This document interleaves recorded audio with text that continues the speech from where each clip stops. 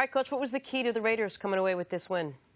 I think Baker nailed on the head the turnovers. The turnovers were a big issue, and the Raiders have been a team that haven't been very good in the second half, and actually they've struggled mightily in the second half, and they were able to overcome that for the first time this season and be productive in the second half. But it's one of the things that Baker did really well in college was protect the football.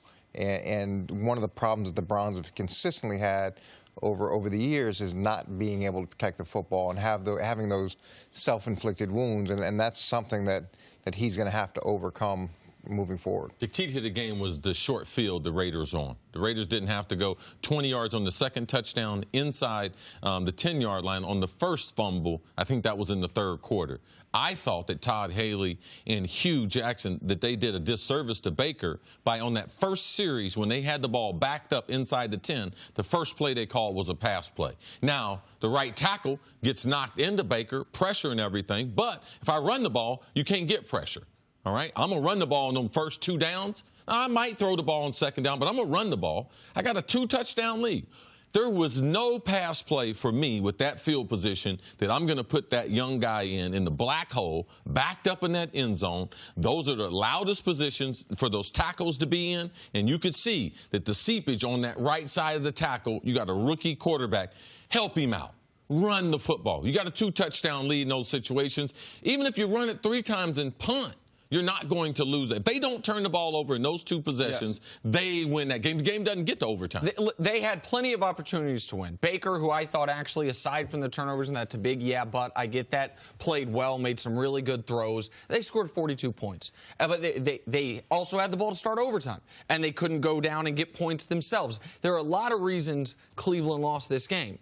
But despite all those reasons, if not for 2 horrifying officiating mistakes, one of them is as bad of a call as I've ever seen, the in the grasp. I mean, it is a strip sack. The moment the defender, it was Myles Garrett and 55, converge on Carr, and I think in this ongoing effort to make sure we're always protecting the quarterback, they called it in the grasp.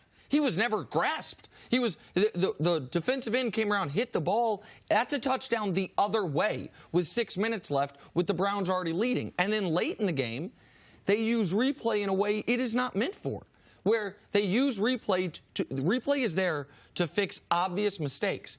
I think they made a mistake by changing the call. It certainly was not clear and obvious or overwhelming video evidence. So despite all those things, if not for 2 bad referee mistakes, one of them, the in the grasp, just unforgivable, the Browns win this football game. And as a coach like Hugh Jackson coaching for his job, the lives are affected by this stuff. I don't know how you can justify that for those officials in that football game. Look, there's officiating calls that we disagree with every single week, every single season, and then at the end of the season, it goes to the competition committee, and we discuss it. That happens. Marshawn Lynch, they blew the play dead early when he was still running, and who knows where that run would have gone. And you could keep going back and forth and saying, it was this call, it was that call. But at the end of the day, the Browns made enough mistakes to allow the Raiders back in the game in a situation where they shouldn't have. It shouldn't have happened. And Baker's right. The turnovers at the end of the day are what killed him. Coach, but quickly, you're right that we don't know what would have happened after the Marshawn play, and we don't know what would have happened after the in the grasp, which was a strip sack. We do know that if they don't overturn that first down, it's game over. It was kneel down time after that. We do know that, and that's, I would have to imagine as a coach, that is maddening. You run the play, you appear to get the first down, they appear to make a good spot, and then a booth review corrects something that doesn't look like it was wrong. But if they went to the booth and they corrected it, they obviously felt it was wrong. And I'd be sick as a coach if they didn't go to the booth and they didn't correct it. You can look at it from either side. You could look at it from John Gruden's perspective or Hugh Jackson's perspective. And from John Gruden's perspective, they did the right thing. They went and tried to look at a call that was a game-deciding call and at the end of the day come out in the right place. And to me, that's what replay is supposed to be. Is it supposed to make sure at the end of the day everybody's getting a fair opportunity to have the game officiated correctly. See, how much of this loss would you place on Baker Mayfield and those turnovers? It's a combination. I mean, if you call a play, it's every coach I ever told me said, if I call a play, I believe that you can handle it. So some of it's on the player. He knows he's up by he knows he's up by 2 touchdowns. The problem is there's not a lot of people there have won games. That was a typical time. A team does not know how to win. So Baker don't know how to win the NFL. As much as he won at Oklahoma, there ain't no carryover. How you close out games in the Big 12 compared to how you close them out in the NFL. So is that on Todd Haley then? Well, I'm going to spread the blame around. If the coach calls a pass play to me, it's my responsibility to try to execute that pass play as much as possible. All right? It's also up to the coaches that we're in unison that we tried to run the best thing. It's the right tackle's fault. It's Baker's fault. And it's the coordinator's fault. So we have to spread the blame around. It's not Todd Haley's fault. All the pass plays are good. I would have just helped the kid out. We're backed up in the black hole. We're up by 2 points. No, 2 touchdowns.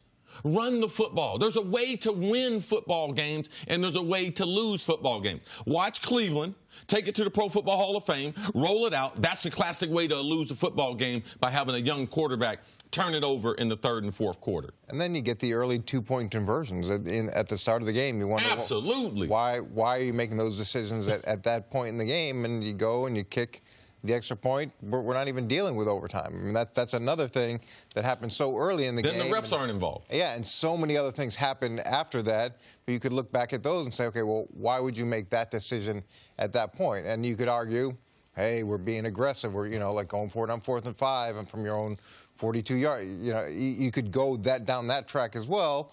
And there's an argument for that, too, if that's your philosophy.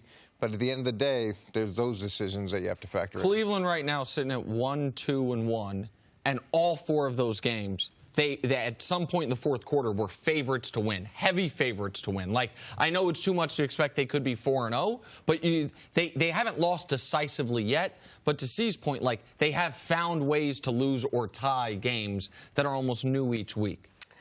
Thanks for watching. Subscribe here to get the latest from the show. Also, be sure to check out more of the best clips from First Things First, or go watch a few segments from our other shows on FS1.